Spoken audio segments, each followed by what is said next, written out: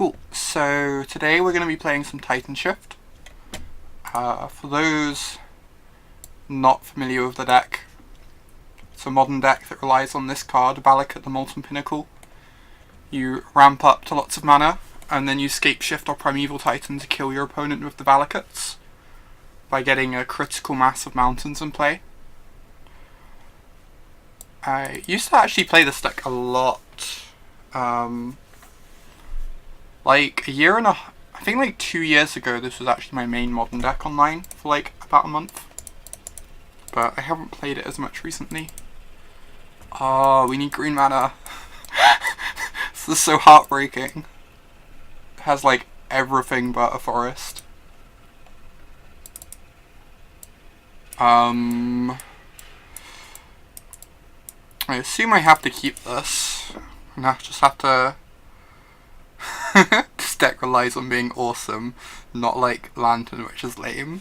I will not agree with that, but... I think I'm gonna keep this. Like, it's very hard to go too...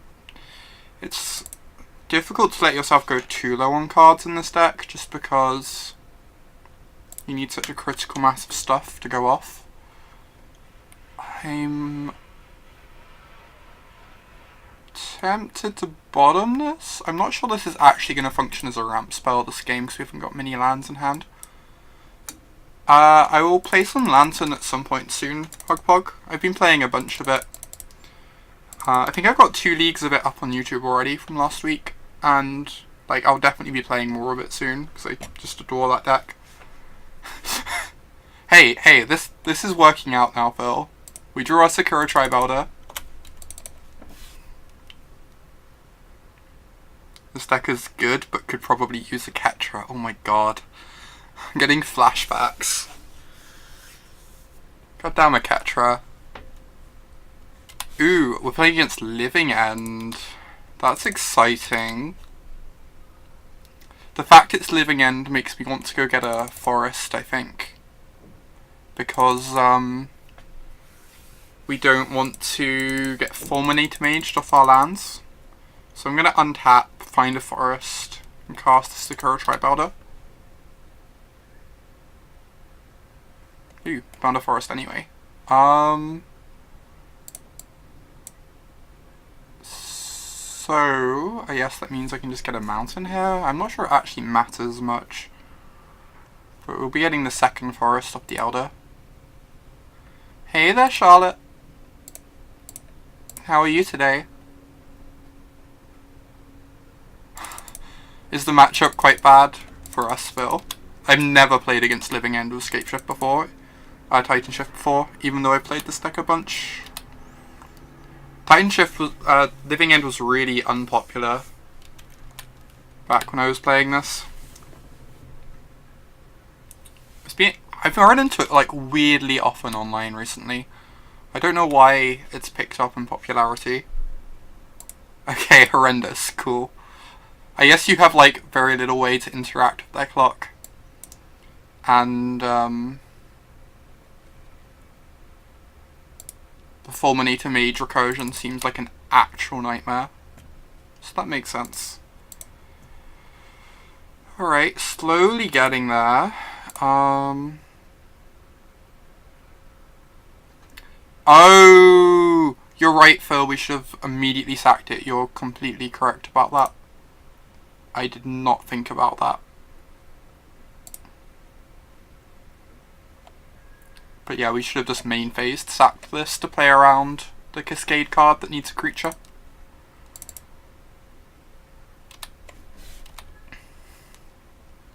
I mean, it's not impossible we kill them next turn, right? I might just throw a bolt at their face in their end step. And then if we draw a land, we get to Pact for Steve and Scapeshift to kill. It's kind of awkward. It needs to be specifically a green land. But since Bolt doesn't kill any of these creatures in their yard anyway, I'm just going to do this now and hope we get the kill. Land. Oh my god, we're so lucky. Hey there, George. Oh my god, that was the most embarrassing thing in the world, George. So I need to pact for a Steve and then scape shift to kill them. And they should be dead here. I could also just get wood elves. I don't think it makes any difference. It makes like no difference, right?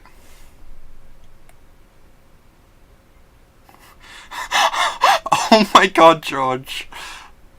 Like, I had no idea the article was going to be used that way. I'm pretty sure this makes no difference. I'm just going to grab a Steve. And find a Cinderglade. I guess they could have Beast within. If they have Beast within, we die, but I think I still just have to go for it, because otherwise they can just reanimate all of these and probably kill us in their turn. Because like any number of cyclers just like gets them to lethal very easily. So I think I do just have to go for the kill here and hope they don't have a Beast within.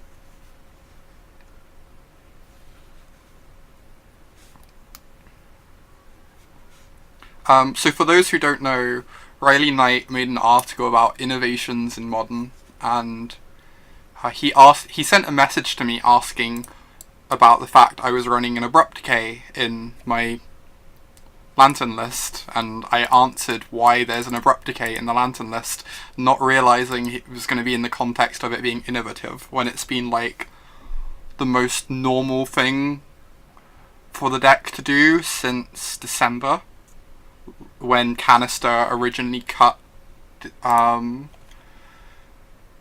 one of the bridges for the decay and went down to 3 bridges, and it was like, I don't know, I felt really awkward about the article because it presents it as if it's like something I came up with. It's like, no, this has been the way since literally December. This has been the way for like almost half a year now. I have no idea what we brought in here. I don't have any Grave Hate in this board. I just copied Simon Nielsen's list, which seems like way more geared up to deal with like mid-range and aggressive decks with like the critical mass of Burn Hate as well. But I just don't have any Grave Hate. It's really awkward. I'm not even sure we board much here. I guess we take out these Slag Storms. They seem kind of garbage. Like, I can bring in some Tireless Trackers or something. What was your one innovation to a deck, George? I think I still want the bolts just so we can get like fast escape shift kills, just because we have no other relevant cards to board in their place. The other option is I have seen some Living End lists have Blood Moons on the board. It's possible the trackers are just not going to matter in the slightest, which seems likely, in which case I could just bring in like some hedges against Blood Moon instead of the Slag Storms. Lithomantis Focus and White Tweenie. +2/+2, oh my god. That's certainly some tech, George. I think I'm going to bring in the Rex Sage and maybe bring in this. I'm not sure. It's like all our options are a bit crappy in this list for this matchup. But I think I prefer having these over the other cards. Like, having a Roast isn't the worst thing in the world. It means if they get a really fast Living End, we can kill one of the creatures and maybe buy ourselves a turn. It's not impressive, but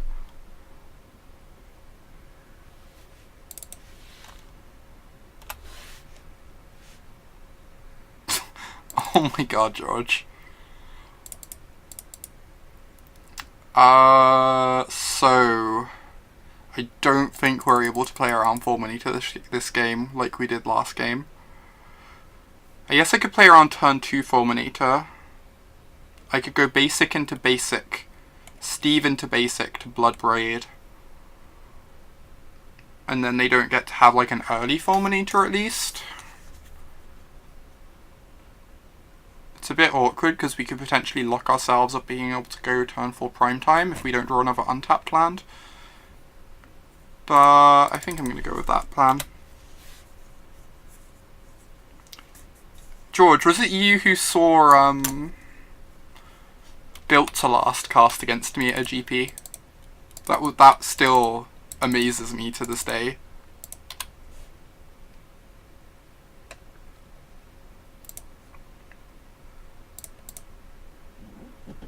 That was like the most ridiculous moment. So for those who don't know, I played I'm just gonna crack this now and find a mountain because we have this prime time in hand. I did get completely wrecked, you are not wrong.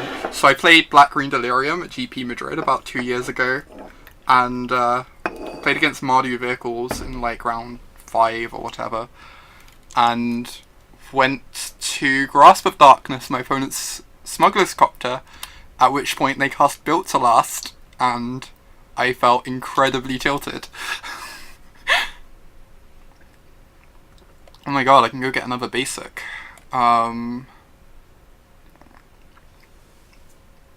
It's a tiny bit awkward in that it would be a second forest. So maybe I just want to Cinderglade instead. Then I start exposing myself to Fulminator Mage, but I think that's fine. I think I'm okay with exposing myself to Fulminator Mage here. I did. That is exactly what happened, George.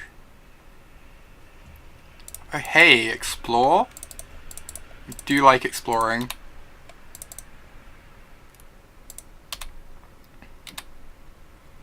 Bloodbraid's a bit awkward against the creature cascade spell, the one that needs a target. But hey, do what we must.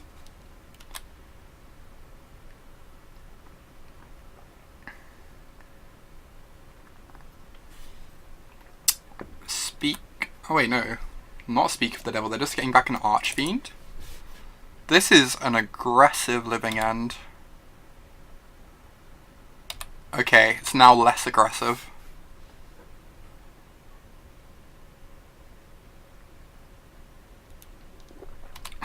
Oh my god.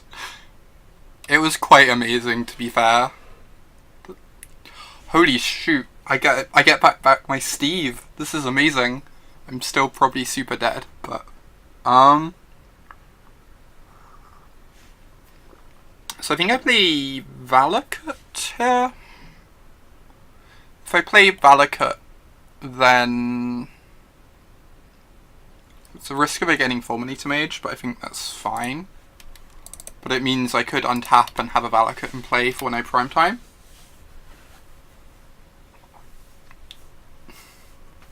Thanks for the heads up, Charlotte.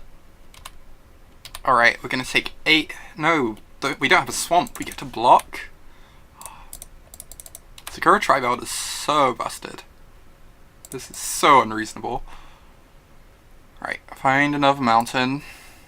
We're setting up for a nice prime time turn.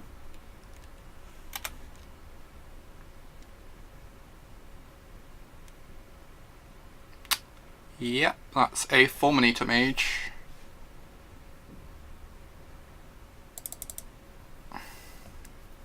So, let's just jam this friend of ours into play.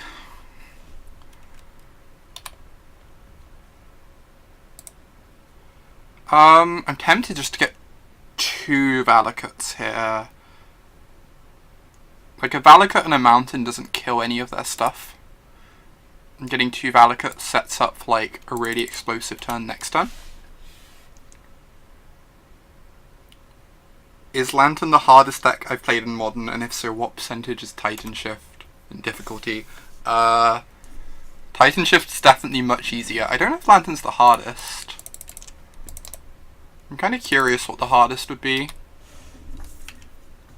Are they going to cycle 3 things? Blow me out here? This is kind of fine, honestly.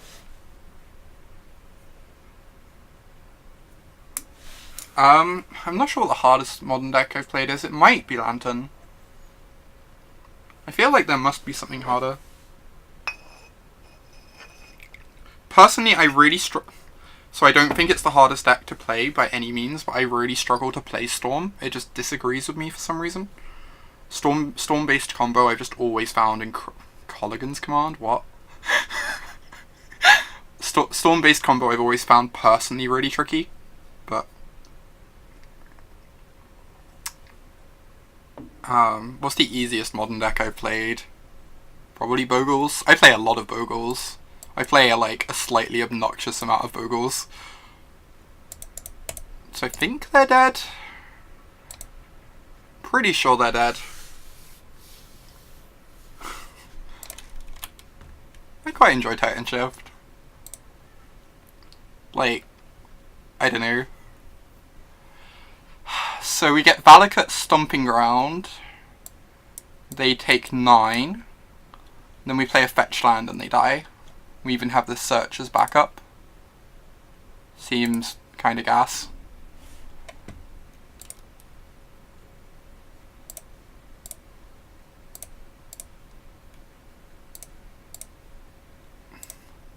Always yes, always yield. I guess we actually need the Search here. No, we don't. They're just gonna die, aren't they? Awesome. Wow, beat the apparently awful matchup. Not complaining.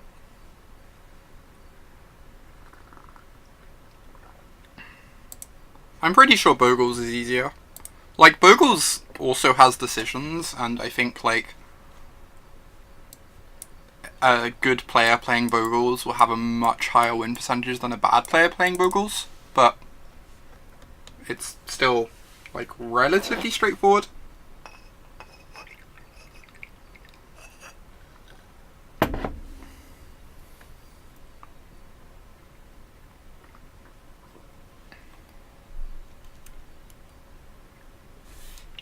Anyway, I am quite happy to have stolen that first win off Living End. I'd say Burn's harder than Bogles and TitanShift. Like, so, like, there's a certain percentage of wins you're going to get off just casting your burn spells, but to, like, maximize your win percentage with burn is really challenging. Because there's loads of, like, really subtle stuff, like Patrick Sullivan was saying, sometimes you just don't lava spike your opponent on turn 1, so that they don't know you're on burn, so they're more likely to make a mistake, which plays into the fact that they don't know you're on burn by taking more damage, and those sort of, like, decisions, knowing when it's right not to cast the lava spike and stuff like that, are actually really complicated, I think. Also knowing when you're meant to, like, bolt their creature versus their face, too. I'd say Lantern is more challenging than the mid-range decks. I'm not sure what the most challenging deck is I've played. Yeah, exactly, George. The gap between the floor and the ceiling is actually, like, really big.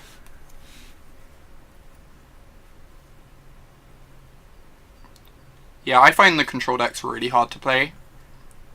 I think, like, Jeskai and stuff are reasonably challenging. Is this, we have a Stomping Ground, so this could be Hollow One. It seems likely it's going to be Hollow One. I'm going to lead with my Farseek here, because then we can save Steve to block with later on down the line. And we're going to be getting a basic off of this. So I think it's fine to get a dual land here.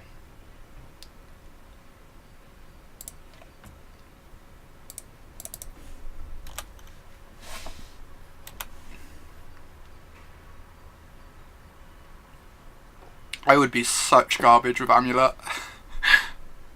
I've never actually played Amulet. I just decided it wasn't really appealing to me. That said, like, Lots of Lantern players are people who formerly played Amulet, so maybe I would have been okay with it. Hey, Goblin Lore. Excitement. Only one Hollow One though. I think we're going to get this game, most likely. We need to draw a win condition at some point. But, they've had a really slow start. Tempted to get a Forest here. I've seen some Blood Moons in main decks. I guess I should probably just get a Forest. I think if we cast a Prime Time, in the next couple turns we're winning anyway. So we don't need to worry too much about grabbing mountains. Is that reasonable? Yeah, I've seen some like Singleton Blood Moons in main decks. I'm just not going to take that risk.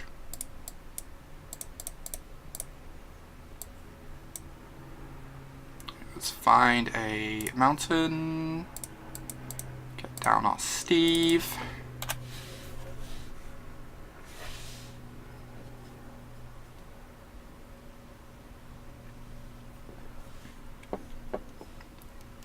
Obviously snapping off this block.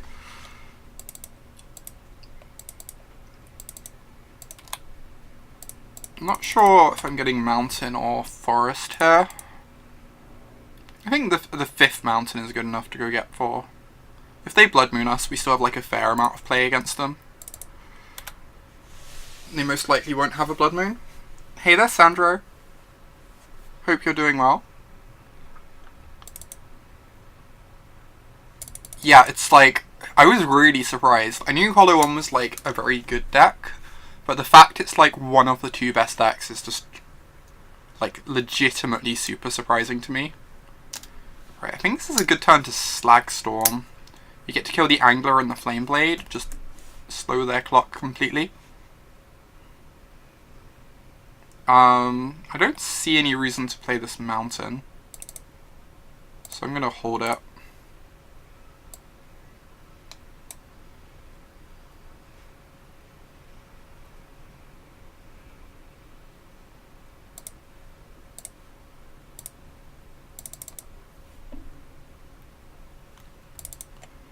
Yeah, I'm just going to hold this, because if we draw a Valakut, we want to be able to, if we draw a Valakut, we want to be able to use this to get some Valakut triggers, potentially. And we can already hit 7 lands, which is all we need to Scapeshift anyway. Burning Inquiry equals Modern Hymn to Torak. I guess that's a reason to hold the mountain, right? If they Burning Inquiry us, we'd rather discard this and have an extra redraw to Scapeshift or Prime Time.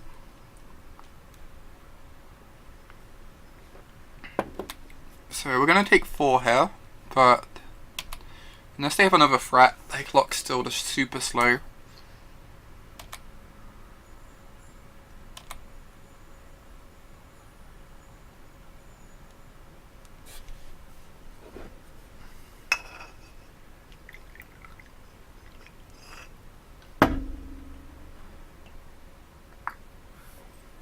Let's see what they have here. I'm assuming they have like another fish, maybe? Like if they have a bunch of fishes in hand, that would explain why their draw's been so slow.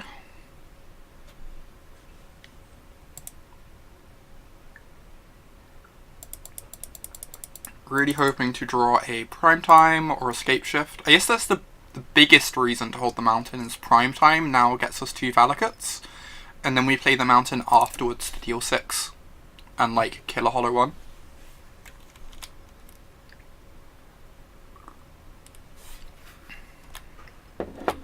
Alright, let's see what we get. Another Bloodbraid. Wow. Yes, we are casting some elves. Hey, Sakura Tribal is a great hit, because it means we can block one of their critters. So again, just gonna hold this mountain.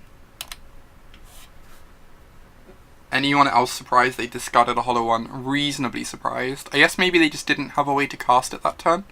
Because they played a Blackleaf Cliffs afterwards, didn't they? Hey, Nathan.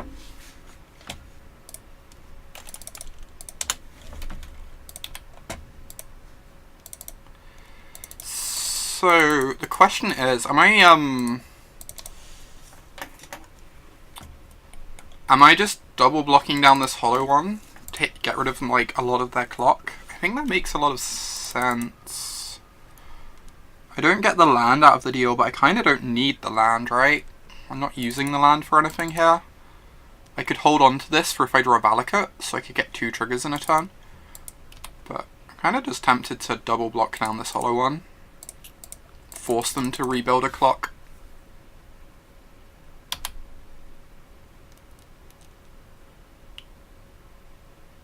It's not really changed much at all, Charlotte. There are like some one-orbs you see here and there, like some people play a Blood Moon main, Call to the Netherworld as a main. I've seen even Fiery Temper main as like a one-off, but it's all just like alt tech that people are bringing back after the PT list kind of homogenized the archetype a bit.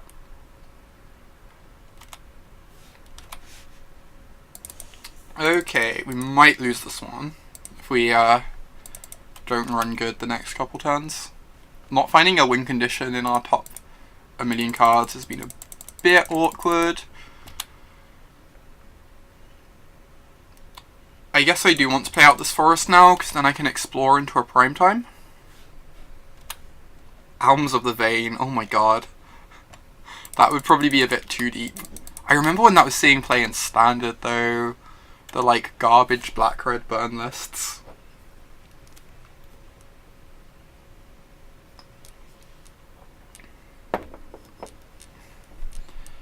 So luckily this Bloodbraid Elf's been like kind of a fog, which is nice. Okay, traded for 3 damage. I'm alright with that. Steve gets to jump in front of the fish. Someone cast it against you in RPTQ and you cast Collected Company.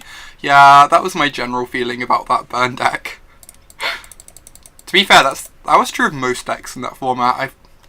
I still believe the Coco decks destroyed basically anything that wasn't zombies. Zombies was like the one bad matchup. So we're taking 5, 6, 7, 12. So this is a forced block.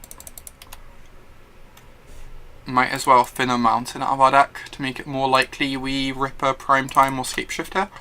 I don't know if Primetime's good enough, but I guess we'll find out. Primetime blocks this, so maybe it's good enough. Although we kind of have to kill this, right? We kind of have to kill the Angler. Yeah, Bank Coco was utterly unreal, for sure. My win percentage of that deck was just like, I still can't believe people didn't consider, there were people who didn't consider it the best deck. So, we have to kill the Flameblade Adept here.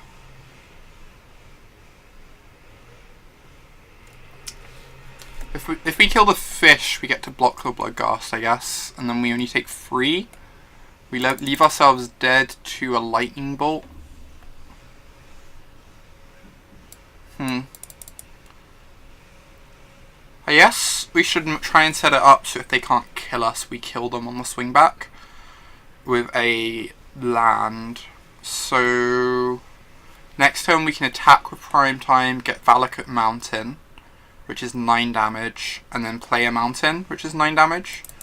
Oh yeah, we're dead to a land because of Bloodghast. We're dead to so many things here. You're right, Hogbog. No matter what we do.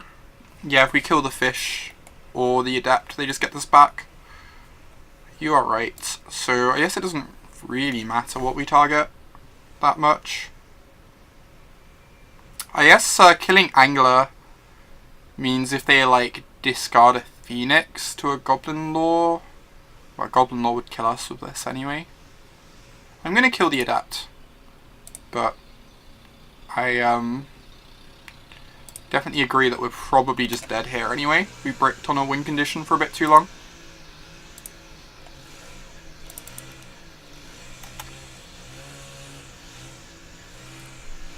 Yeah, I think I agree, Hogbog. I think, hopefully you can't hear the noises from outside, by the way. Someone's just started, like, trimming some stuff. If you can, I'll shut the window. Just let me know. I'm hoping my microphone's decent enough that it doesn't pick up noises from that aren't like localized. A very little bit. Okay, I'll probably go shut the window then. Just a sec.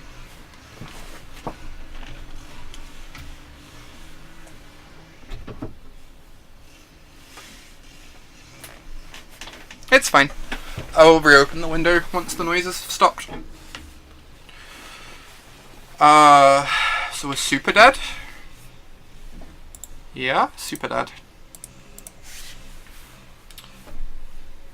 That was a bit sad. That pre-board was probably meant to be the easier game because pre-board they don't have blood moons. It is a very nice chair, George.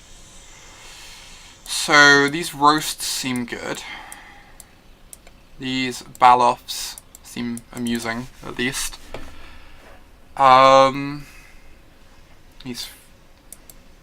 Is it unreasonable for me to board out scape shifts and turn into a weird mid-range deck against their blood moons? Just like board in a bunch of frag tusks and baloffs. Yeah, anger seems awesome, I agree. A braid is also like pretty decent, most likely. I kind of just want to board out these scape shifts and turn into a mid-range deck so that I don't have to care about Blood Moon too much. Reclamation Sage also seems great. Baloff does seem obscene, you're not wrong. I'm just going to take out all these scape shifts. I don't think we need them. I think if we land prime times, we're probably going to win anyway. And I think this insulates us against Blood Moon a lot. To the extent where I probably want to board this in because of Hollow One, but I don't need to board in as much of this sort of stuff. Packed out, yeah, I think I probably agree with that. If we're boarding out scape shifts, we could even like trim on a land, right? Trim on like a land and a tiny bit of ramp. You like the packs for the Sage, that's true. That's true. I think we need the pacts for that reason. So what are we cutting then? I think I'm going to cut a land. We want to keep all the fetch lands because they find forests, but I'll cut like a stomping ground. And we can trim some ramp. So trim the explore. Yeah, I don't want to lose to Blood Moon, you know? It seems like a cool approach. I almost want to cut these. They don't like exile the recursive threats. They only hit Flameblade Adept, which we can already bolt down. I think on a similar basis I might cut a bolt, because I feel like we'll still have enough answers for Flameblade Adept. I kind of like something like this, I think. This is interesting. I wouldn't have, like, probably wouldn't have thought to board out scape shifts apart from the fact that Simon Nielsen's list has a really good mid-range sideboard. Just like a pile of Baloffs and Frag Tusks. Yeah, I could have, I'm wondering if I wanted to cut another bolt or two for some tireless trackers almost. If I am just turning into mid-range. Yeah, this hand is delightful. This hand is delightful. Turn 1 Search, turn 2 Tribelder, into Bloodbraid, which will likely get us to Titan.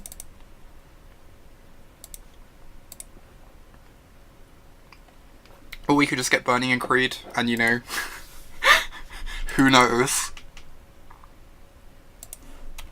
Who knows what our hand already is?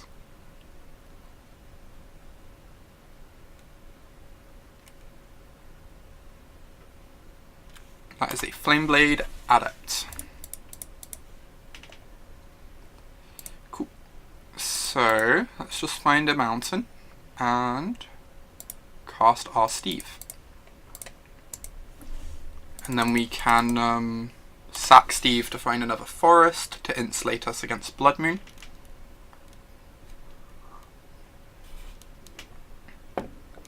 Next turn cast the Elf, hopefully hit a ramp spell so that we can cast the Titan on 4. And the 6/6 is just going to dominate the board. Alright, I'm going to sack this now, because I want to guarantee... Like, I don't want to draw the forest and then discard it. I think that would be a nightmare. So I'm just going to grab the forest now.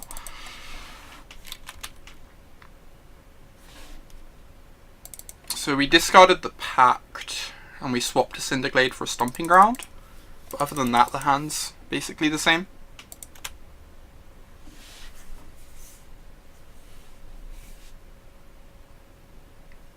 This Flameblade Adept is kind of terrifying. If they have a fish here, we could be in a bit of trouble, I think.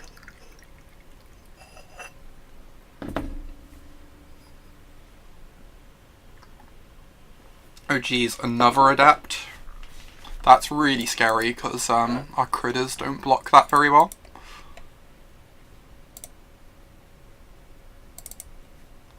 Right. I almost want to cast the Tribe Elder to guarantee prime time next turn, but I think I'm just going to do this and hope to hit. Because like hitting a bolt would be so good that I think it's worth just doing that. And hitting a search is also great because now we can just cast Steve. And threaten a double block where the Bloodbraid trades off and the Steve can go grab a land.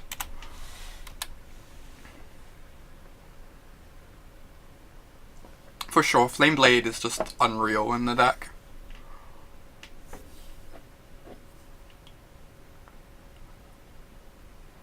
I would not do that, Luke. That sounds that sounds amazing if it works out, but also kind of nonsense. No, my Bloodbraid. I'm so sad. I loved that Bloodbraid. Yeah, Jackals are gonna do work. We're gonna get to bolt one down with a Valakut next turn though. Hopefully we draw a mountain, because then we can bolt both down.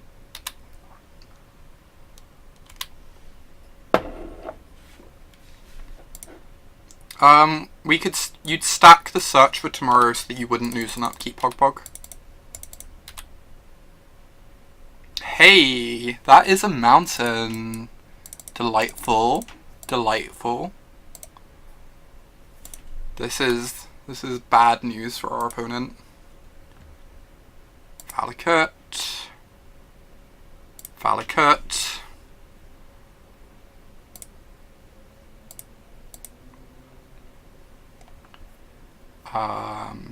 Stomping Ground. Not any point I can sack the Steve to kill their Flameblades. I think I wait, right? If I wait, I can do it in combat. And Steve might get to block another Bloodghast if they have a second one.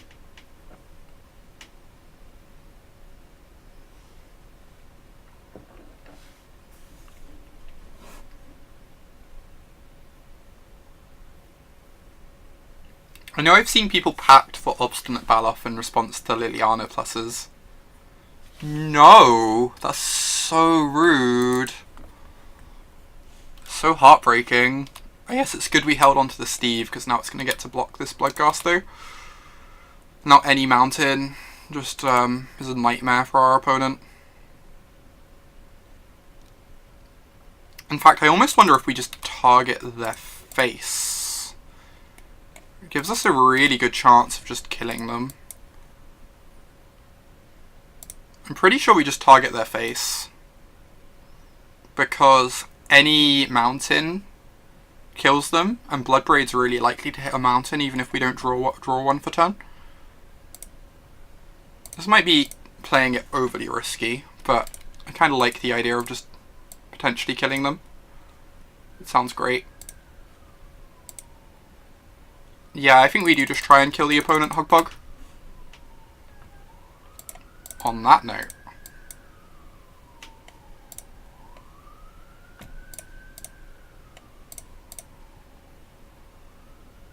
Death by a million mountains. Be aggressive. Always go for the kill, I know, right? Why would we ever not? That's only... I guess it is 3 damage anyway, Hugpug. I didn't want to Blood Braid first, because then we show off sideboard cards, potentially. It's, like, really, really minor, but... So I'm wondering about these trackers and this Abrade. I don't know how I think I do kind of want the Abrade, right? BE aggressive. Oh my god. I kind of want this Abrade. Maybe what would the Abrade be over? Maybe we take out a Farseek. Abrade for a Bolt? Possibly. I kind of want to be able to Bolt their turn 1 Flame Blades, if possible. I'm tempted just to trim a Farseek. I think the Wood Elves is pretty good. It's like +5 life a lot of the time. Could also just trim this though. It's not like we're pacting for it that often. Yeah, I think we do just cut the Wood Elves. I think I agree, Hogpog. We just want to make sure we're doing something by turn 2, so having more 2 mana stuff seems good. We're against Black-Red Hollow 1, Cubano. I think I'm not going to bring in the trackers. I think on the draw these are going to be too slow, and our other mid-range cards are probably good enough.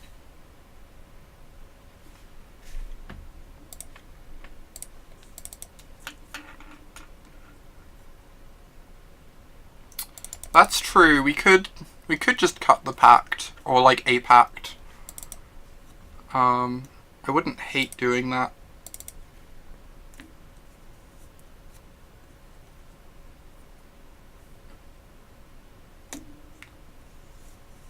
Right, this hand's quite nice. We've got the Baloth as a bit of inquiry protection.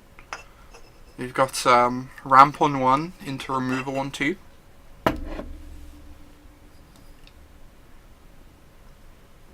I just cut the scape shifts because I feel like if we cut the scape shift we just don't really care about Blood Moons that much. Because we can just like play out mid-range stuff. I don't know if it's right to cut all of them, but I kind of liked it as a concept. Right. Hopefully they don't have anything too scary here.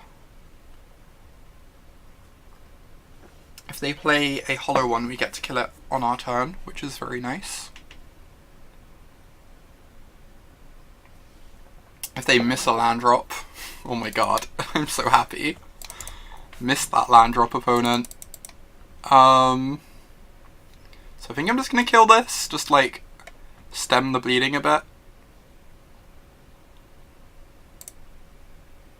And because we have a search on suspend, we can go find a second forest anyway.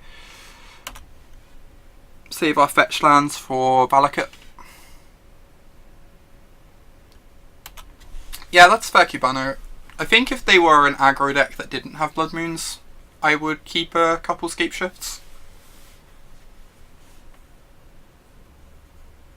And like, I don't hate keeping a couple scape shifts anyway, but our sideboard is so loaded with Baloths and Frag Tusks and stuff that I just felt we didn't need it.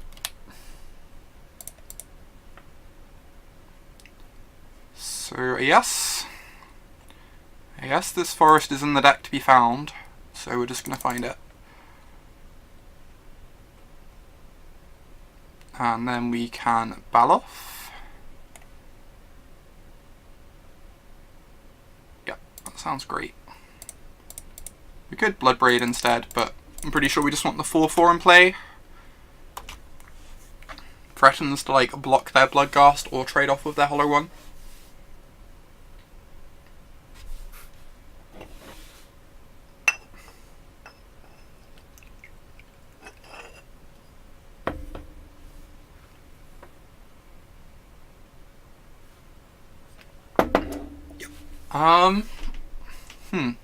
This means they don't have a bolt in hand.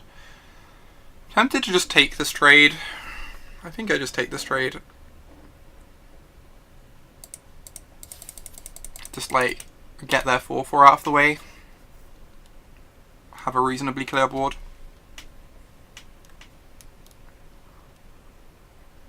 Here's a fish. That is a big fish. We're kind of flooding out a bit, which I guess is... Maybe we're meant to board out more lands than we did. Like, we are definitely very land heavy. Since we took out the scape shifts. Maybe we're meant to have like 1 or 2 less lands if we're doing this plan.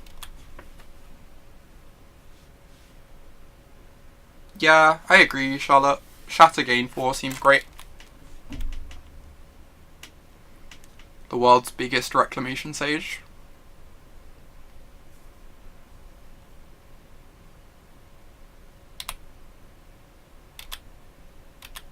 Ooh, Phoenix is scary. It's going to give them some evasive damage.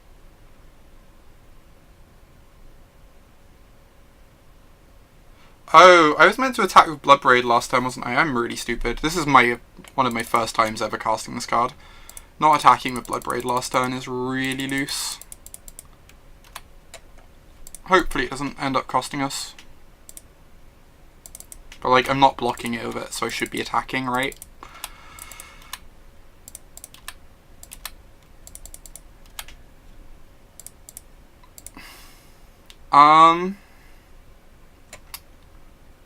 So I guess I hold the Farseek.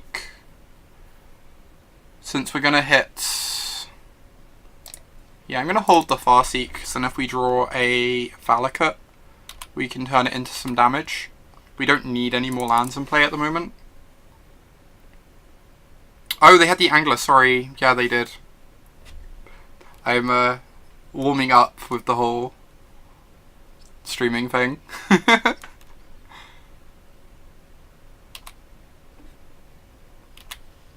Great, we get to block Angler here with our Steve.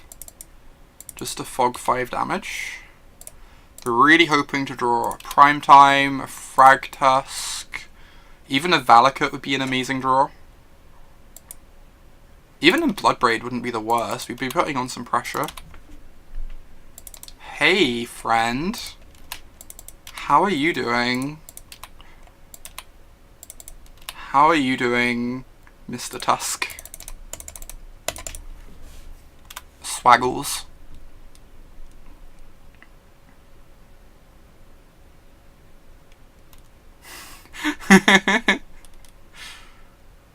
No! Oh my god, that's the rudest. These big game hunters have been like kinda decent. Friend Tusk.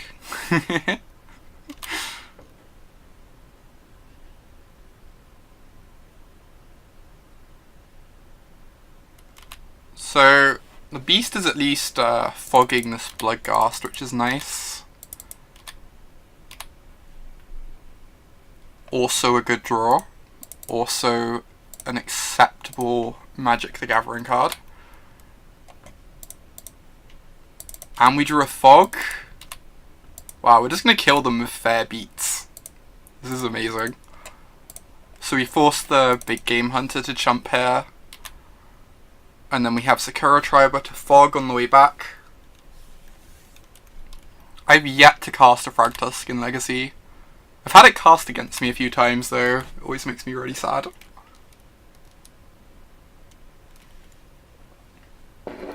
Nick Fit players trying to make all the Delver players sad. Right, we might actually win this with like super fair beatdown. 3 2s and 3 3s. What more do you need? This sideboard plan is actually kind of sweet. I really like Simon's sideboard. It's kind of awkward because you... Ooh. Hey, Summoner's Pact. You don't say. It's kind of an awkward sideboard because it doesn't have like much in the way of combo hate, but for like all these mid-range matchups and aggro matchups, it's really well suited. Oh, have we, Cubano? Were you at one of the Axion events? I know I played a Nick Fit player at one of the Axion events like a year ago.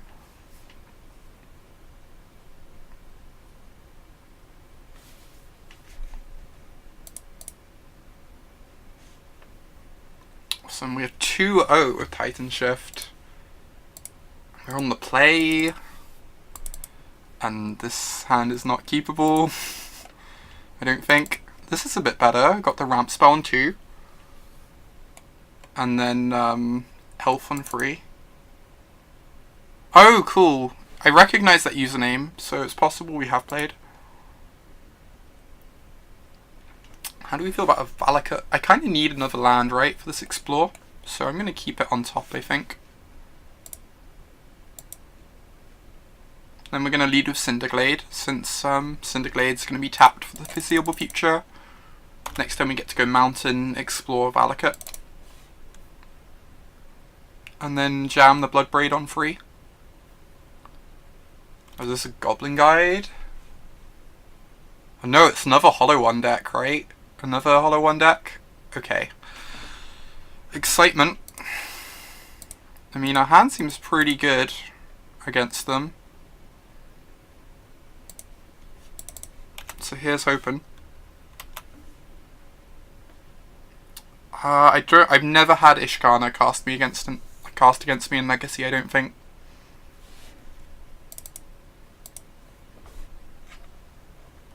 I haven't even had Ishkana cast against me in Modern. Please, no Hollow Ones. No Hollow Ones. We are the luckiest. So I'm just going to Bloodbraid here. It would be nice to bolt this down. But I really want to try and set up for a prime time next turn. So cool. That was kind of dreamy because now we can double block down the Adept.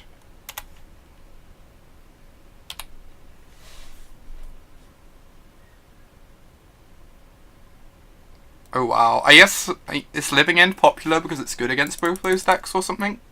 I'd assume Living End would be really bad against Hollow One. Because they have like Street Wraiths and lootings and stuff, but maybe it's pretty good.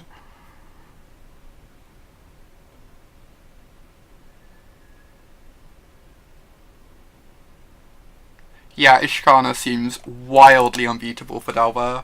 Delver can't even beat like a single Lingering Souls, so half the time. What the hell? Collective Brutality. This is kind of spicy. Discarding a Call to the Netherworld. So they're killing our Bloodbraid. Draining for 2. Getting back their Tasigur so they can recast it.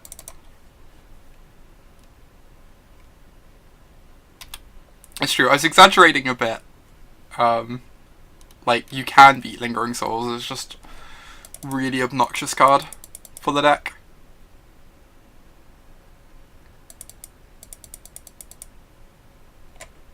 So I am going to crack this. If we draw an untapped land, we get to Titan. It's a bit unfortunate because it could leave us dead next turn. But I think I kind of just have to go for it.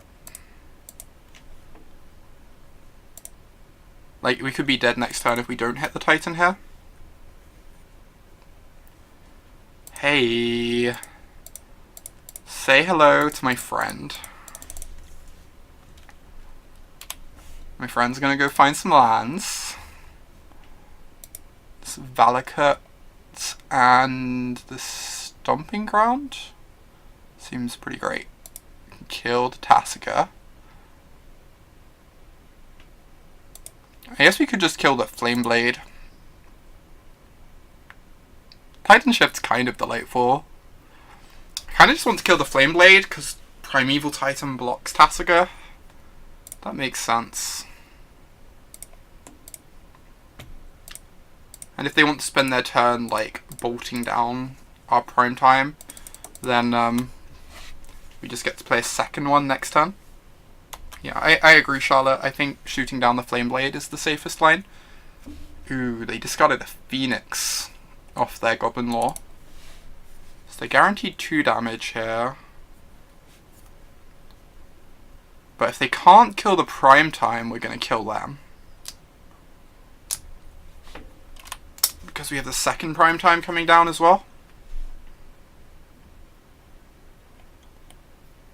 So this attacks, finds 2 Valakuts, and then post-combat we throw 24 damage at their face. Sounds kind of excellent. TBH. Valakut 1. Valakut 2.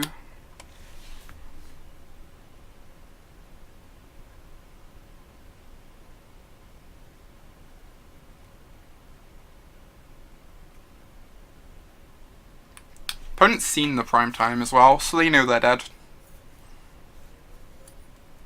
I think I'm going to run back a very similar sideboard plan to last time. I was really happy with that approach. Just like blanking Blood Moon, playing a bunch of big creatures.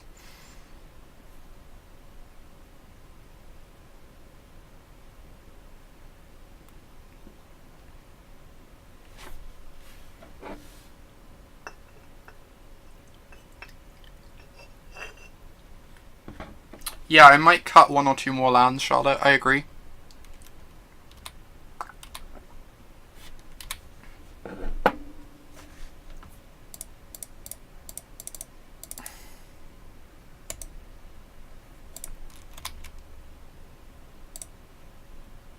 Alright, grab some mountains.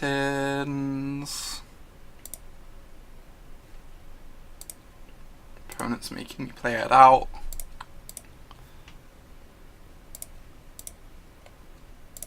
So this is 12, 15, 18,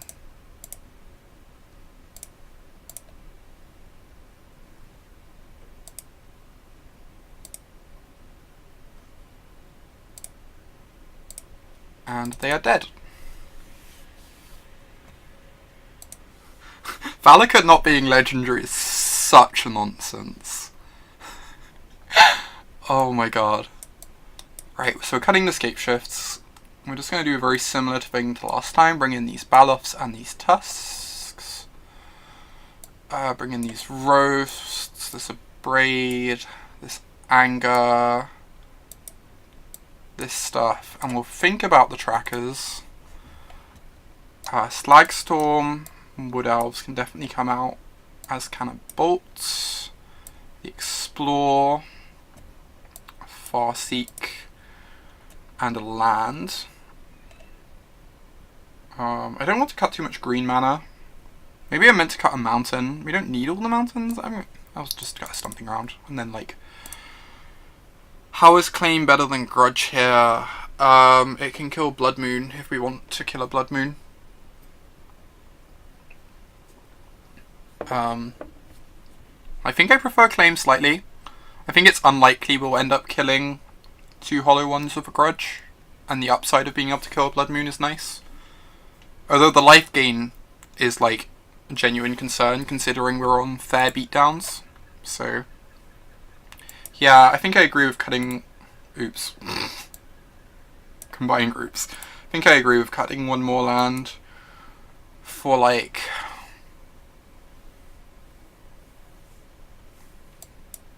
I almost want to cut a land for, like, a Bolt. I just feel like if we kill their stuff, we go over the top of them fairly convincingly. Is that nonsense?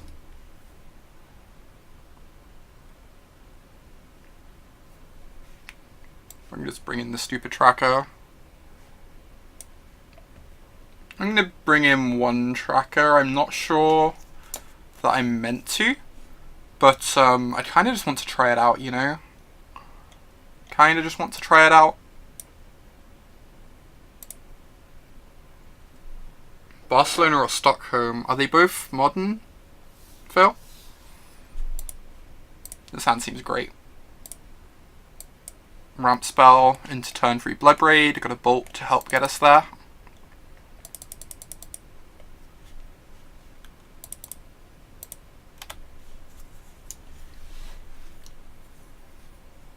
To be fair, I've not been to Stockholm yet, but Barcelona might be my favourite city. No! Holy... Oh my god, this is heartbreaking. We lost our 2 cheap spells, and we didn't discard the Baloth. Ah, that's fair though. And no, I've not been to Stockholm yet. I'm kind of excited to go to it, but Barcelona is just one of my favourite cities. It's so wonderful.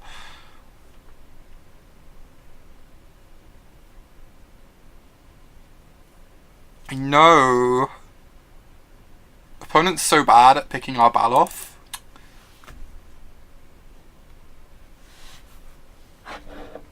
When is Barcelona? I'm not sure. I think it's like 3 months away or something. I'm not sure exactly when. I still need to book it. Okay, I think if we don't draw a grudge... No, if we don't draw an Abrade or a roast or a claim next turn, we're just gonna die. Oh, that's awesome. Apology.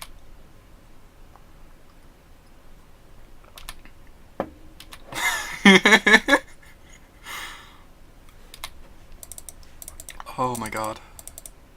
Yes I'm not. I guess I have to crack this because I'm drawing to specifically roast or claim. So I just need to up my chance to hit it. I guess Sakura Tribald is also a fine hit. Almost tempted to get a dual land. They're unlikely to get to Blood Moon this game anyway. And getting a dual land means it's more likely this Titan could catch us back up when it hits the table. If we manage to get to that point. Nope. Rip. Rip us. They get to attack us for 10 this turn. If we draw a roast, we kill the Tasigur and we still die, right? So we're just like actually dead. We can hit Reclamation Sage. We hit Reclamation Sage, kill this, block this, take 2, go to 3. And then we play the Baloth. So we still have 1 out. So if we don't draw Reclamation Sage, I will scoop. But I guess actually we die anyway, right? Because we're gonna go down to 2. Yeah, we're gonna go down to 2 because of the fetch land. So we're just dead even if we draw Rec Sage.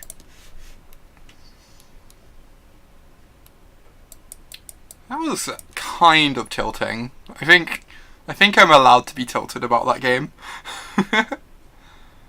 I think I'm just gonna run this back though.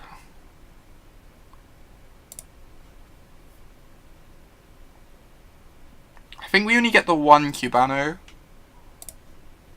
which is still like better than last year, I guess. I don't think we got 1 last year, did we? Oh, this is an easy mole.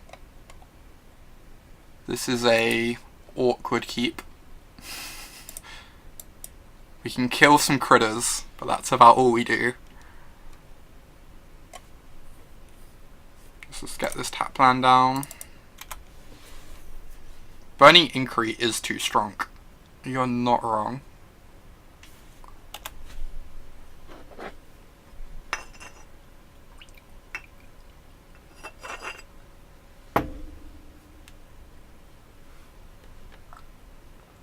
Wraith plus looting means if they have any hollow ones in hand, they're coming down this turn. Oh my god. Make it stop. Make it stop. Ugh.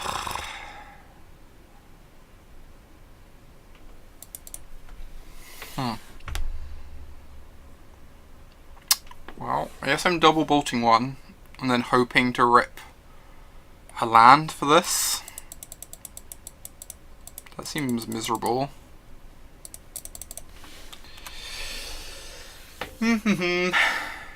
Yeah, triple hollow one's kinda hard for any deck to beat. I don't know if I'm getting a stomping ground or a mountain. Like, the life loss could matter, but I guess I just need to ensure I have a green source for my Rec Sage. So I guess I'm just getting a stomping ground. Kinda sucks. I just need to make sure I have a green source. Yeah, I mean, I've never had this happen to me before, so I'm probably overdue the 2%er. Very much a skill game. No one could argue otherwise.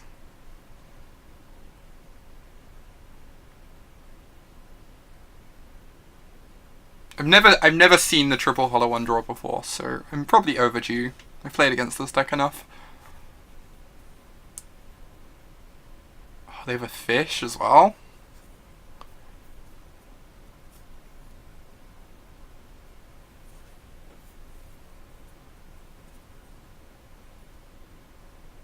Oh, they have a brutality. Drain and new. If we hit the land there, we actually have a chance as well. That's kind of upsetting.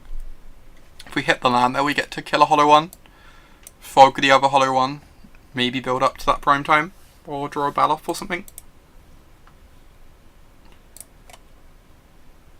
1-1 this league against the best deck in the format, apparently. So can't be too upset. And 2-1 overall.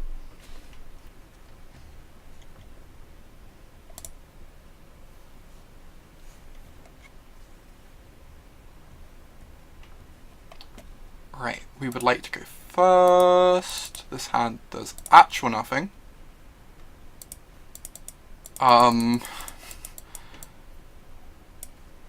It's really hard to actually go down to 5 cards in TitanShift, just because you need such a critical mass of stuff. And all this hand needs is ramp spells, so I think I'm going to keep. We've got a Scry to help us find one.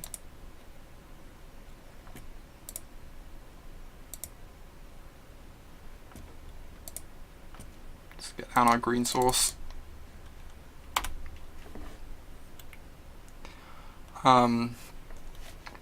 Also, this can function as a ramp spell by finding a Sakura Tribalder if we need it to, so I think we're meant to keep the 6. It's got like most of what we need. When you start mulliganing to 5, not only do you have less resources, you end up in a spot where like you draw, you know, you draw 2 prime times and escape shift in your opener, and suddenly you're just down an extra 2 cards because you only need the 1 win con and stuff like that. So I think you're just forced to keep hands like this on 6 cards with the Scry.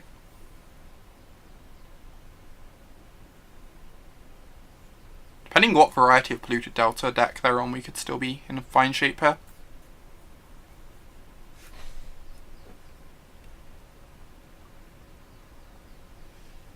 Even with this really slow start.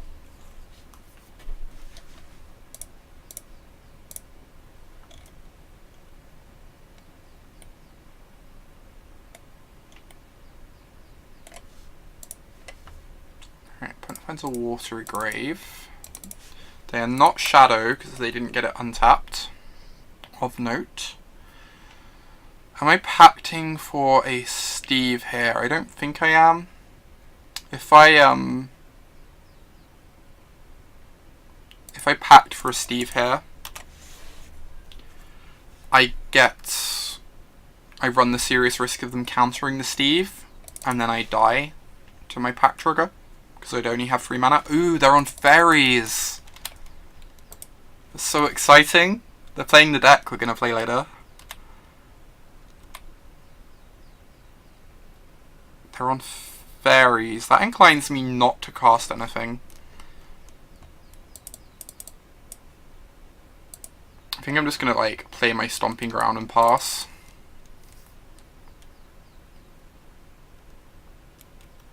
Because the turn when we go for something we want to like double spell to overwhelm their spell stutters and everything. Fairies is a deck. Not usually, but Shota Yasuoka went 6-2 with Fairies in the Mox Modern. That is a Jace. Scary.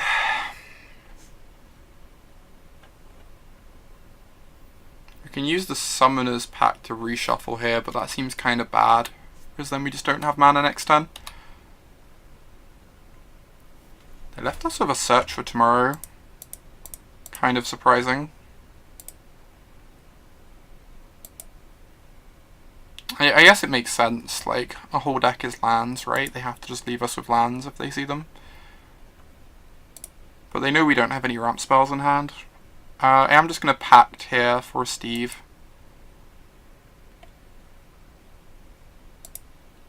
Whilst they're tapped out.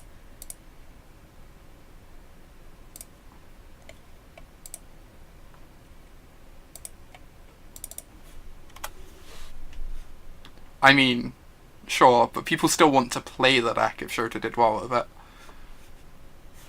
Like, it doesn't matter how bad the decks Shota wins with are, people are still going to want to play them. Because Shota.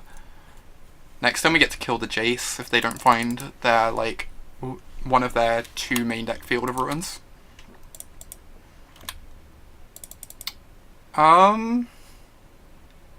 Yes, I guess I don't sack the Tribelder. I'm not sure it makes much difference. So it's going to cost us 4 mana. Yeah, if we sack the Tribelder, we can cast a Bloodbraid if we draw one. That sounds kind of great. So I'm just going to sack the Tribelder for that reason.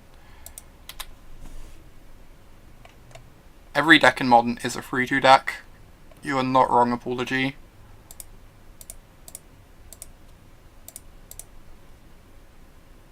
Right, pay 4 to not die. Hey, this is a fun one. So let's just kill Jace here.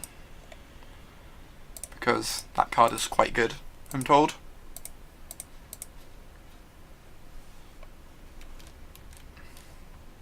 Kind of the same for Legacy. I'd say it's much more the case for Modern. But like, Legacy can be, like, really hateful sometimes. The good decks are so efficient. Oh my god. They're returning a Stomping Ground to our hand. This is great. We get to just explore and replay it. And we got a Cryptic out of their hand. I'm kind of sad we didn't have enough green here to scape shift them. But hey, this is still great. Still get to kill their Jace. Used up a Cryptic from their hand.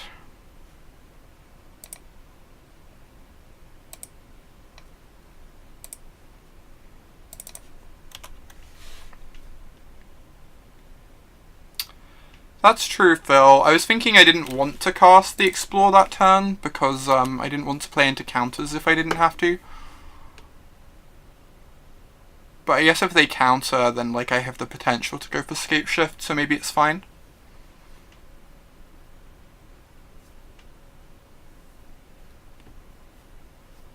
Like this turn onwards, I'm probably going to have to start jamming things into counters anyway. I need to be aware they have 2 mana leaks in their deck. So I want to make sure I'm always playing around Mana Leak. Because just blanking that card for the rest of the game sounds really good to me.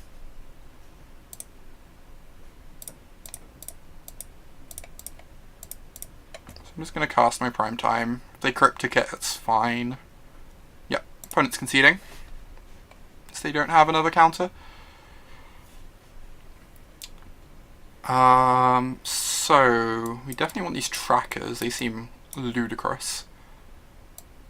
Bailoffs and Frag Tusks just to become more mid-rangey seem fine.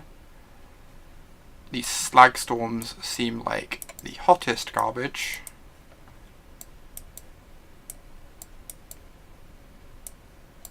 So this just lets us be mid-rangey and threat dense against their counterspells. I don't think we want anything else, so what are we boarding out? Need to cut 5 cards. Like, I kind of want to cut some number of bolts. Bolts are pretty nice against Spell Stutter Sprite though, and Jace. So they're not like completely awful, but I could see cutting a couple. I could see cutting the Pacts as well. Like, we want to be threat dense, but the Pacts are so bad against counterspells, and to an extent Cryptic. So I don't hate cutting them. And we can cut like a ramp spell. Maybe. Do something like this. I think this seems reasonable. They also have Bitter Blossom, but I don't think I care about that enough to bring in like Nature's Claim or whatever. Yeah, let's try this. Let's give this a run. It's possible we want the packs just because Tireless Tracker is so good that just having more Tireless Trackers is worth the downside of all the risks of Pact. So I could see bringing in Pact for Game 3. But I thought I'd try without them for this game. So they're probably... I guess either of these are quite scary in this hand. They're like our two best cards. But they take the Tracker, which is understandable. Tracker is like basically the best threat in our deck against them since it comes down for cheap and draws us lots of cards. There's the Bitter Blossom.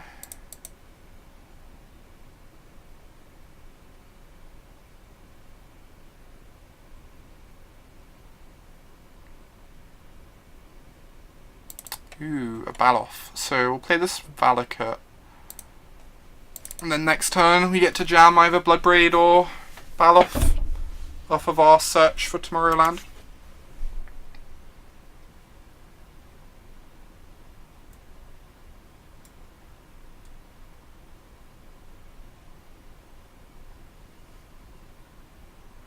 Bitter Blossom protects Jace really well.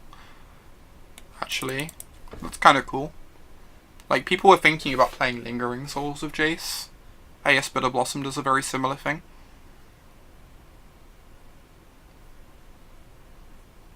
Just because you get so many blockers.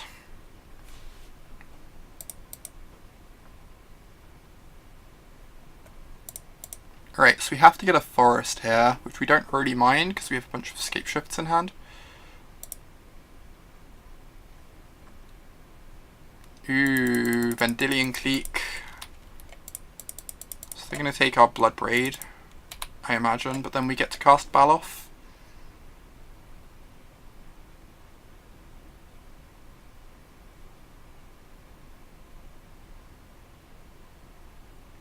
He was, but I don't know, I think he started doing less well with it. And Hollow One's like one of the very best decks, so it's kind of understandable he'd want to give it a try. Is it worth casting Farseek at all? We potentially just leave them dead to Scape Shift, depending on what they do. I think I just want to get my Baloth down though. I think having a 4/4 in play is either going to like trade off with a bunch of their board or just be kind of threatening and annoying. It's certainly awkward that Baloth doesn't actually block any of their critters, but I still think it's just something we want just to have more threats in the matchup.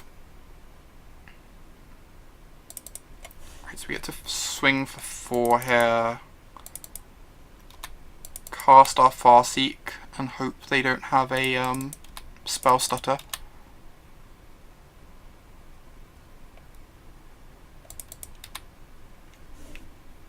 And I really don't want their mana leaks being live at all this game, so I think I might just play my Catacombs before the Farseek. And just leave the Catacombs in play, unsacrificed. Grab a Stomping Ground.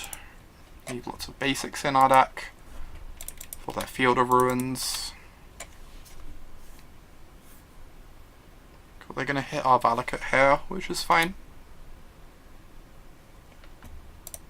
They do have 1 Surgical in their sideboard, most likely, so there's a bit of risk here that this gets Surgicaled. Yeah, I agree, Phil. We were on the same page. Surgical's definitely quite scary with our Valakut now in the yard.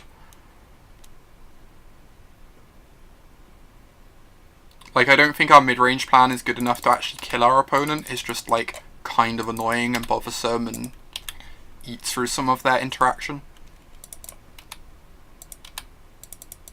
which means that losing the Valakuts would make this really tough. Right, so we attack with the Baloth. We could just go for Escape Shift this turn. If it gets countered, it's like unfortunate, but I guess we've got options. We could wait until next turn so we can double Escape Shift. It's kind of interesting to me. What do you think, Phil? Do we wait until next turn so we can double Escape Shift? Or do we just jam the Escape Shift now and cross our fingers? I kind of like the idea of double Escape Shift. It plays through a single counter spell. Even if they leave up Cryptic, they'd still die.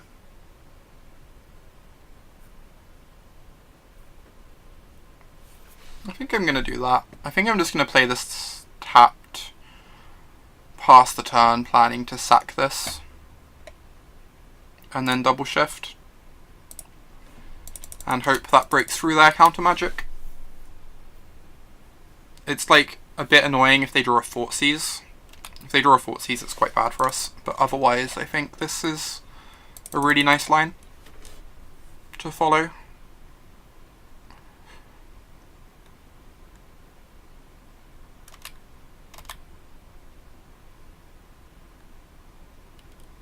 Right, so they have 6 mana. But they don't have quad blue, so they can't Cryptic and something else. Yeah, agreed. There's a fairly decent chance that this breaks through their defences. So we have 4 Cinderglades, 2 Stomping Grounds, 4 Mountains. That's good.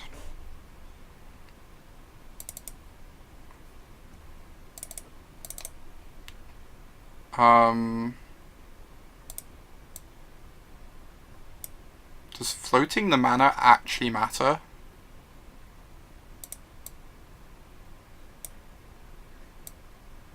Because I don't really want to thin a land out of my deck.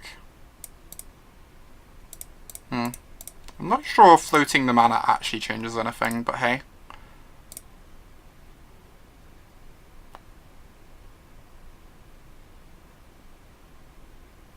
No.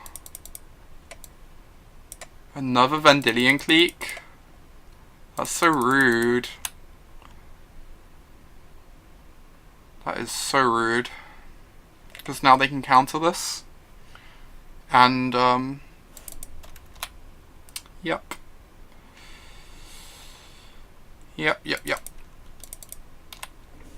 That's kind of brutal. Yes, we're just casting another Baloth this turn. Another Baloth's still just really good here. It's gonna block these Mutavaults on the way back. Steady our life total a bit. They only have 1 card left in hand, so it's a good thing we didn't attack first, otherwise I guess they attacked with their cliques, they wouldn't have got a nice block with it. Okay. This is gonna make Spellstutter Sprite a lot worse. The fact that they're trading off a bunch of fairies. At the moment they can only Spellstutter for 5, so they can't hit prime time even.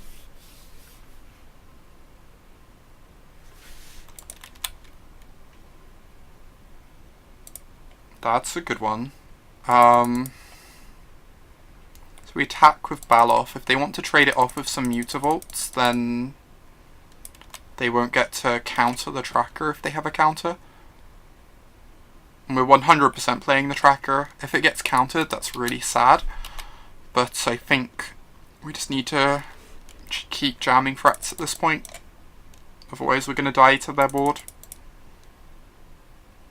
And if they don't have a counter, this is like a really big play. Tracker into Farseek to get us a clue.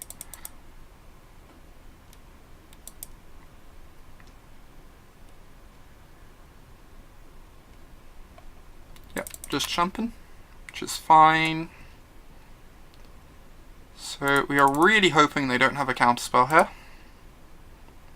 Mana Leak doesn't do it though, which is nice. Mana Leak does not do anything here, other than stop us cracking our clue, I guess. Oh, do they have a Murderous Cut? Or are they just sacking this so they can F6? Or like a Fatal Push, I guess, would be more likely than Murderous Gut, but... we haven't played our land for the turn, so I'm going to crack this. It's pretty bad against discard spells, but if we hit a land, we get another clue, which is really nice. Bloodbraid is also really nice.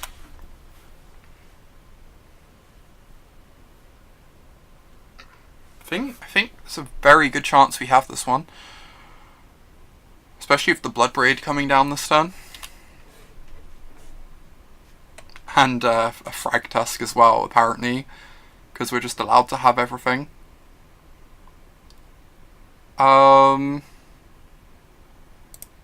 Guess I lead with Frag Tusk, because I don't care if the Bloodbraid gets mana leaked. We've been playing around mana leak all game so far, so there's no reason not to continue doing it.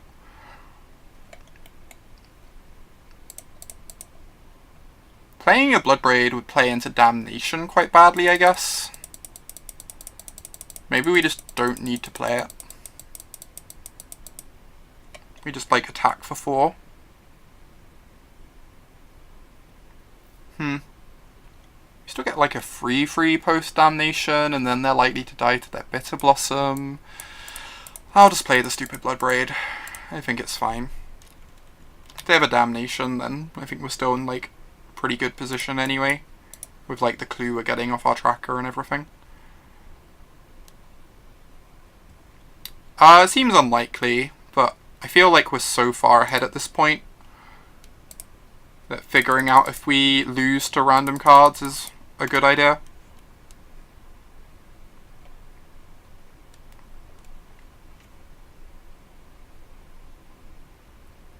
And there's still like a decent amount of motivation to be pushing damage and such because of Mistbind Click being a really terrifying card.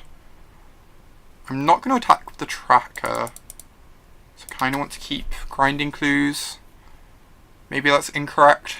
Maybe we just want to like trade off the Mutavolts to make Mistbind less scary, but I think the tracker's really high value. Okay, they're trading off the Mutavolts, so they definitely don't have Mistbind if that's the case.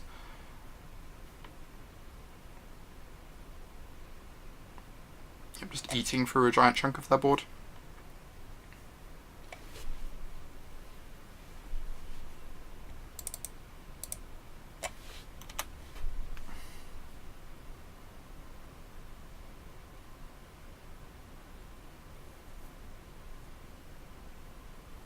Opponent's been drawing really badly. They just hit their 8th land drop, no 9th land drop because of this Mutavault, which is a bit unreal.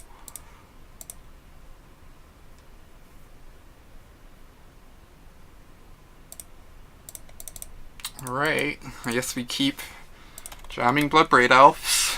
This deck's sweet. The Bloodbraids are such a nice addition.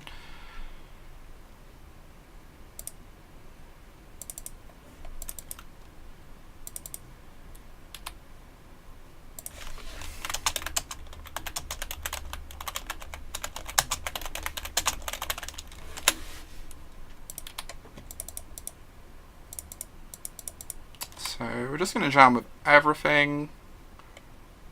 Ooh, do they have Cryptic to tap our team? I assume they would have, I guess maybe they wouldn't have counted anything, they'd have like drawn a card to dig for Snapcasters for the Cryptics, so this kind of makes sense. Right, swing with all. I could just bolt this.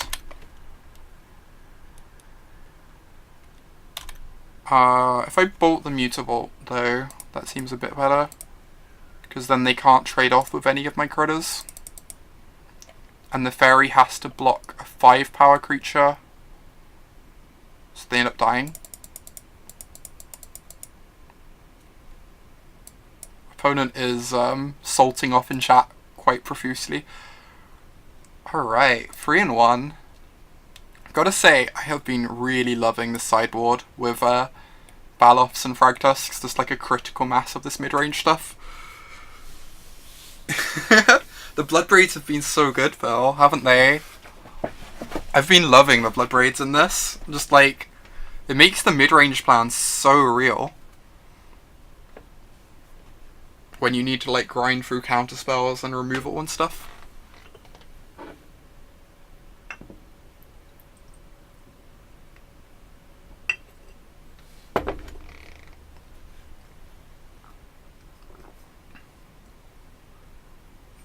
Where's Chandra? I'm just playing Simon Nielsen's list at the moment, TCG player.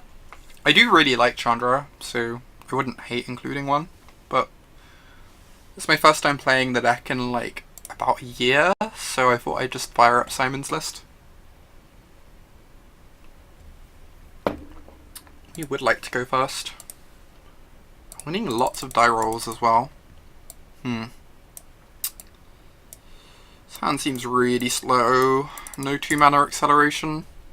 We've got like everything we need, so it's like not far off a keep. I'm really unsure. I think I meant to mulligan this. It just doesn't do anything until turn 3. It's like a turn 5 Titan just doesn't feel good enough in Modern. I think I'm just gonna mull this. Hey, this is way better. Farseek on 2 into Bloodbraid on 3. Seems excellent. Yeah, for sure. The Omens let you have like a lot more explosive kills, which is really nice. I think the Bloodbraids kind of do a similar thing to the Hours though.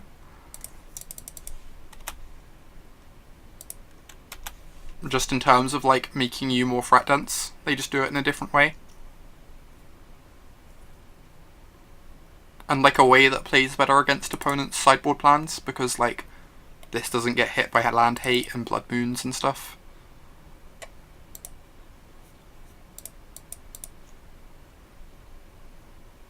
Are we thinking blue-red breach?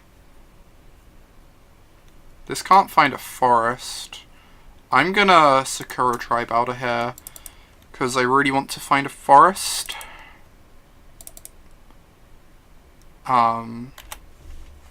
That way if they have a blood moon we can keep casting stuff.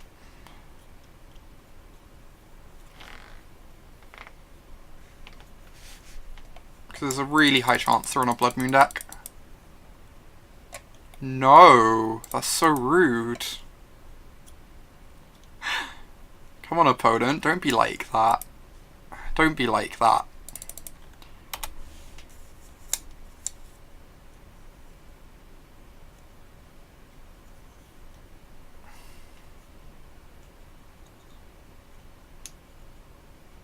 There is no deck you want to play against that runs Steam Vents. That's terrifying to hear, Phil. Are we about to get punished for not leading with Valakut on one? Because now we can't prime time next turn, which is really brutal.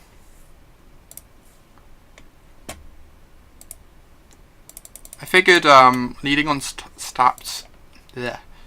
tapped Stomping Ground made the most sense, because then we wouldn't take any damage if we were against an aggressive deck, and that we'd likely have some opportunity to sequence this where it wouldn't matter that it comes in tapped. But at the moment there is definitely a risk that this is going to matter. Sadness. Oh boy. Well then.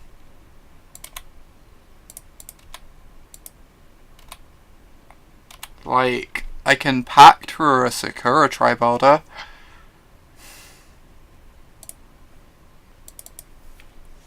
Then if they have a Cryptic or a Spreading Seas, I lose the game.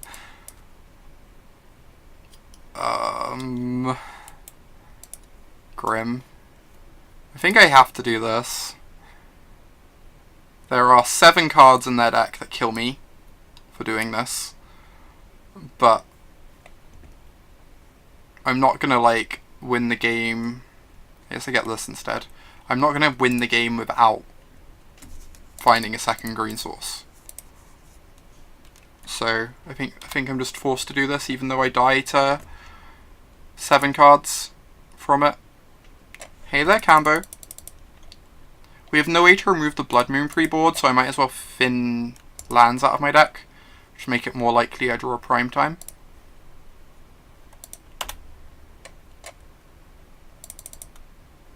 How are you doing today, Cambo? Right. No Spreading Seas or Cryptic Command, please. No Spreading Seas or Cryptic Command. Just have 6 lands. Okay, they cannot cast Cryptic. That's encouraging.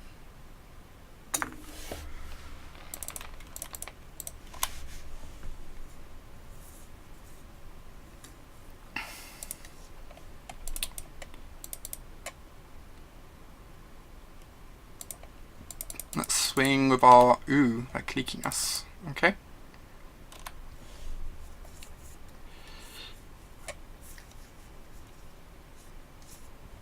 Oh, just gonna swing with my Wood Elves. Hope to rip a prime time or something. Nice Bloodbraid would be great because it... No, now we just can't... Now we can't cast prime time. We can still cast Bloodbraids though. If we draw like running Bloodbraids, could still potentially win this.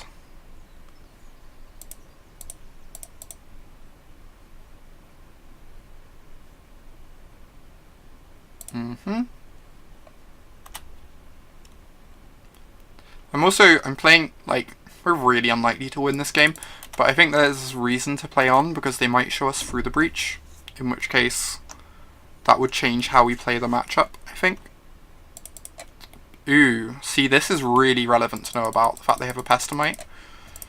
If we just conceded by this point, we wouldn't know that this is their win condition. Pestamite Kiki. This inclines us to keep in some number of bolts, I think.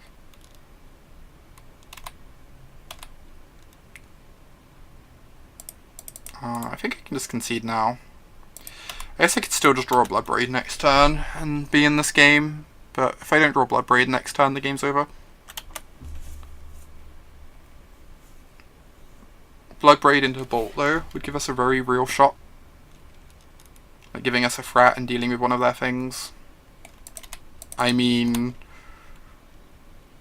Sure.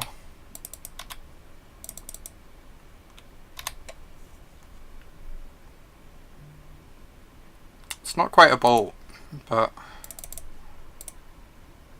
each creature takes 3. This counters, I will concede.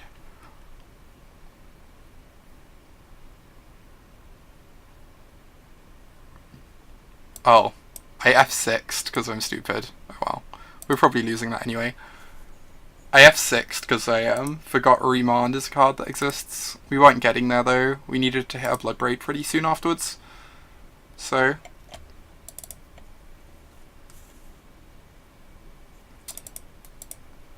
yeah, I was stupid and F6'd. It ended up not mattering because we weren't drawing Bloodbraid anyway, but... so we need this Rex Age, we need this Nature's Claim. We need... these trackers for sure, and then we can board in some amount of mid-rangey stuff to play through counter magic. I'm not sure how much of this we want, but maybe we just want all of it. Maybe we do the same thing we did against Hollow One, where we have such a good mid-range plan we can take this stuff out.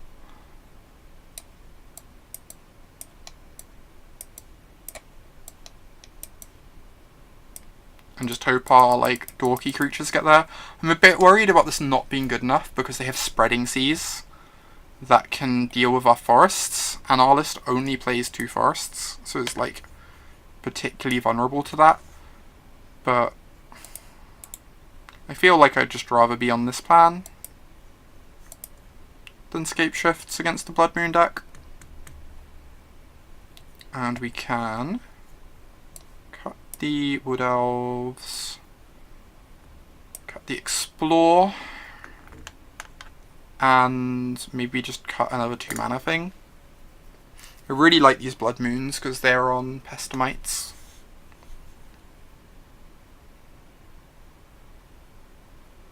These bolts, I mean. think I said Blood Moons. Got a Farseek. I think this seems reasonable. We need the Summoner's Pacts to go find Reclamation Sage.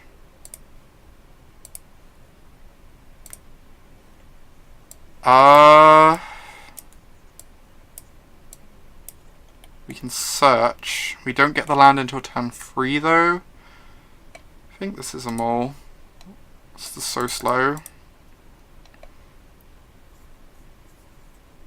Yeah, I think I want the third forest after this league, Val. I think I agree with you. I'm going to keep this. Again, we can't go too low on resources, and if we can scry into a ramp spell, this hand will be fine. So next time we can start searching up forests.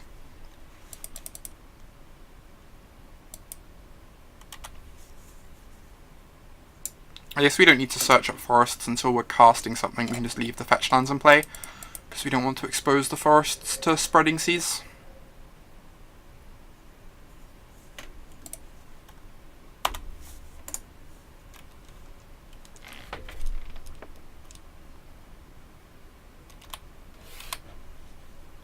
Cool, so we're just going to wait on this fetch land. That is a tracker.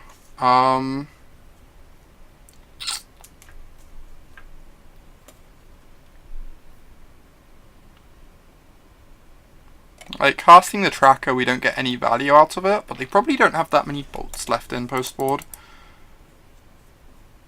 And we need to start grinding through counter magic anyway. I think I just want to cast the tracker, honestly. Like, I don't expect them to have many bolts left post-board, so they probably have a bunch more counter magic now. No, I'm not going to do this, I'm just going to pass. Running it into a bolt just seems so bad when we can like largely invalidate bolt by waiting a turn or two. Like getting the 2 clues would just be so huge. Hey, Blood Moon.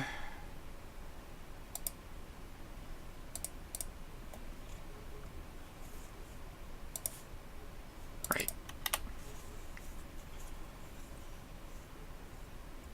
So I think I'm playing the Baloth this turn, just to get the threat that's resilient to bolt into play. It's kind of awkward if we don't draw a land, then we can't go tracker clue, but if we do draw a land we can go tracker, clue, hold up bolt, and then crack clue in the end step, which uses our mana really nicely.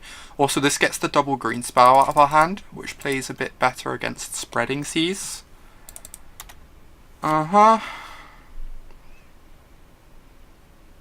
Please, no second seas. Yep, the game is over. Now we just have to hope our Baloth's good enough on its own. Which, like, it could be. 4/4 is very big, but I imagine it's not going to get there. Not having the third forest is just really rough. I really dislike not having the third forest, I think. Like, leaving yourselves dead to a spreading seas seems really loose. Now the Baloth dies, I assume. Yep. Okay. We have no way. We only have 12 points of bolts in our deck, even ignoring everything else about that situation. Was there on 13? That was kind of sad. The lack of third forest is really bad. I'm going to add a third one. And I'm not sure what you cut for the third one. Maybe either a fetch or like a Cinderglade. I guess you just like can cut a Cinderglade. Yeah, opponent did play it quite well for sure. Like sitting on the spreading seas instead of seizing the Valakut was really relevant because they got to save it to cut us off green mana. I guess we just cut a fetch land for the forest. So yeah, I definitely want to make that change. I was really happy with this list though, other than that. It was only really the lack of third forest that seriously hurt us. Let's open our treasure chest. You'd cut a stomping ground. Okay, I'll do that in a sec. Gideon Jura and Master of the Pearl Trident. I don't know if Master of the Pearl Trident is worth anything. E-price. Okay, it's like a tick. Whatever. Anyway, that was fun. Went 3 and 2 with Scapeshift. And next up, we're going to play some Blue-Black Fairies.